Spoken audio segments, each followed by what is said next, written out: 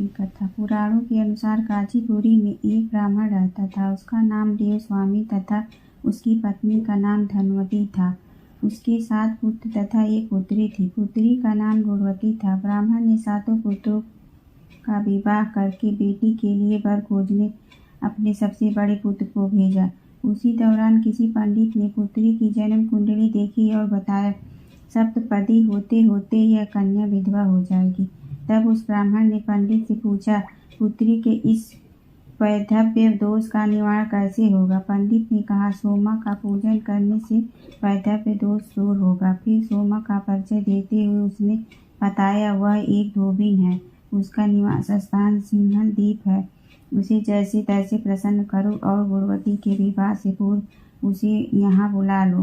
तब देवस्वामी का सबसे छोटा लड़का बहन को अपने साथ लेकर सिंहल द्वीप जाने के लिए सागर तट पर चला गया। सागर पार करने की चिंता में दोनों एक वृक्ष की छाया में बैठ गए।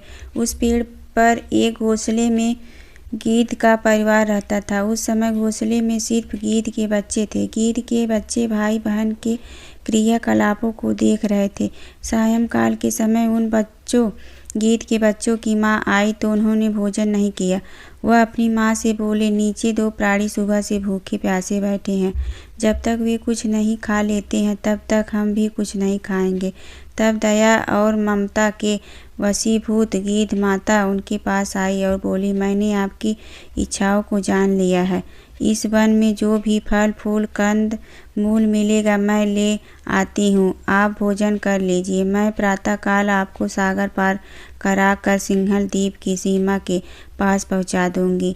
और वे दोनों भाई बहन माता की सहायता से सोमा के यहाँ जा पहुँचे। वे नित्य प्रातः उठकर सोमा का घर झाड़ कर लीप देते थे। एक दिन सोमा ने अपनी बहुओं से पूछा, हमारे घर कौन बुहारता है, कौन लीपता पोतता है? सबने कहा, हमारे सिवाय और कौन बाहर से इस काम को करने आएगा। किंतु सोमा को उनकी बातों पर विश्वास नहीं हुआ। एक दिन उसने रहस्य जानना चाहा। वह सारी रात जागी और सब कुछ प्रत्यक्ष देखकर जान गई। सोमा का उन भाई बहन से वार्तालाप हुआ। भाई ने सोमा को बहन संबंधित सारी बात बता दी। सोमा ने उनकी श्रम साधना तथा सेवा से प्रसन्न होकर उचित समय पर उनके घर पहुंचने का वचन देकर कन्या के वैधव्य दोष निवारण का आश्वासन दे दिया। मगर भाई ने उससे अपने साथ चलने का आग्रह किया। आग्रह करने पर सोमा उनके साथ चल दी। चलते समय सोमा ने बहुओं से कहा, मेरी अनुपस्थिति में यदि किसी का देहांत हो जाए तो उसके शरीर को नष्ट मत करना, मेरा इंतजार करना। और फिर सोमा बहन भाई के साथ कांचीपुरी पहुंच गई। दूसरे दिन गुणवती के विवाह का कार्यक्रम तय हो गया। सप्तपदी होते ही उसका पति मर गया। सोमा ने तुरंत अपने संचित पुण्यों का फल गुणवती को प्रदान कर दिया।